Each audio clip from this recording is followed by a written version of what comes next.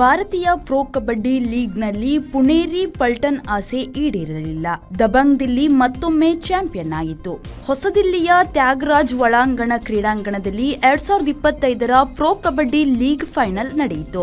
ಅಶು ಮಲ್ಲಿಕ್ ನಾಯಕತ್ವದ ದಬಂಗ್ ದಿಲ್ಲಿ ತಂಡಕ್ಕೆ ಎರಡನೆಯ ಪ್ರಶಸ್ತಿ ಹೋರಾಟದಿಂದ ಒಲಿದು ಬಂತು. ಈ ಬಾರಿ ತವರಿನಲ್ಲೇ ಆಡಿದ್ದರಿಂದ ದಿಲ್ಲಿಯ ತುಪ್ಪ ಜಾರಿ ರೊಟ್ಟಿ ಮೇಲೆ ಬಿದ್ದಿತು. ಅದನ್ನು ಚೆನ್ನಾಗಿಯೇ ದಿಲ್ಲಿ ತಂಡವು ಬಳಸಿಕೊಂಡಿತು.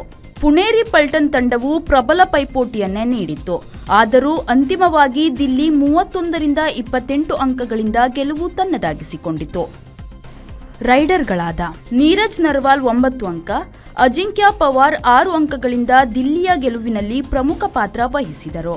ದಿಲ್ಲಿಯ ಈಗಿನ ಕೋಚ್ ಜೋಗಿಂದರ್ ನರ್ವಾಲ್ ನಾಯಕರಾಗಿದ್ದಾಗ 2021-22ರಲ್ಲಿ ದಿಲ್ಲಿ ಮೊದಲ ಬಾರಿಗೆ ಚಾಂಪಿಯನ್ ಆಯಿತು. 2014ರ ಪ್ರೊ ಕಬಡ್ಡಿ ಲೀಗ್ ಎರಡನೆಯ ಆವೃತ್ತಿಯಲ್ಲಿ ಯು ಮುಂಬಾ ತಂಡವು ತವರಿನಂಗಳದಲ್ಲಿ ಚಾಂಪಿಯನ್ ಆಗಿತ್ತು. ಇದು ತವರಿನಂಗಳದಲ್ಲಿ ಸ್ಥಳೀಯ ತಂಡಕ್ಕೆ ಪ್ರಶಸ್ತಿ ದಕ್ಕಿದ ಎರಡನೆಯ ಉದಾಹರಣೆಯಾಗಿದೆ.